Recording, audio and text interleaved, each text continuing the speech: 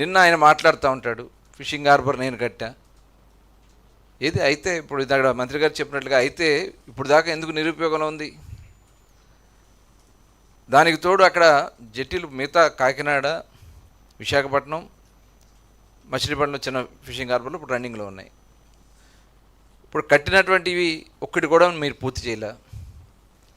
కేంద్ర ప్రభుత్వ నిధులన్నీ కూడా దారి మళ్లించారు. ఇవాళ అవన్నీ కూడా మళ్ళీ ఆపరేషన్లో తీసుకురావడానికి వాళ్ళ ప్రయత్నాలు జరుగుతూ ఉన్నాయి.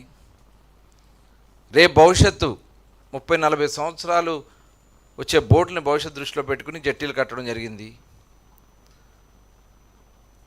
ఇవాళ మీరు చేస్తున్నటువంటి, ఎందుకంటే ఒక రకమైనటువంటి మత్స్యకారులు మొట్టమొదటి నుంచి కూడా రాజశేఖర రెడ్డి గారి నుంచి జగన్మోహన్ రెడ్డి గారి వరకు అణిచివెతకే కార్యక్రమాలు చేశారు. ఆనాడు గుర్తు చేసుకుంటే సోంపేట కాల్పులు జరిపి కుక్కల్ని ఈడ్చినట్టు ఈడ్చారు మత్స్యకార సోదరుల్ని. గంగవరం పోర్టులో కూడా కుక్కల్ని ఈడ్చినట్టు ఇచ్చారు. కృష్ణపట్నం పోర్టు సమయంలో జియో నెంబర్ 40 ఇచ్చి భవిష్యత్తులో ఇక్కడ ఎటువంటి ఫిషింగ్ హార్బర్లు కానీ కట్టడానికి వీలు లేకుండా జియోనిచ్చారు. ఆ పులికాట్ లేక్లో ఏదైతే సీమ అవుతుందో దాన్ని ఇంతవరకు ఓపెన్ చేయకుండా ఆపేశారు. అప్పుడు ఇవాళ అవన్నీ కూడా చేసుకుంటూ ముందుకెళ్తున్నాం.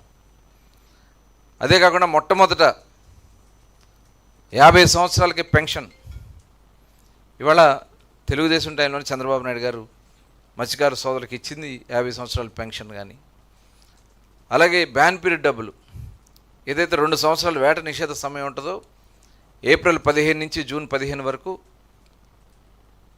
4,000 రూపాయలతో స్టార్ట్ చేసాం. ఇవాళ 20,000 రూపాయలు ఇస్తూ ఉన్నాం ఆ వేట నిషేధ కాలానికి సంబంధించి. గత 5 సంవత్సరాల్లో ఒక్క వలముక్క ఇవ్వలే, ఒక బోట్ ఇవ్వలే. కేంద్రం ఇచ్చినటువంటి పథకాలను కూడా, మత్స్యకారుల సంక్షేమానికి ఇచ్చినటువంటి పథకాలను కూడా ఒక్క పైసా ఖర్చు పెట్టలే.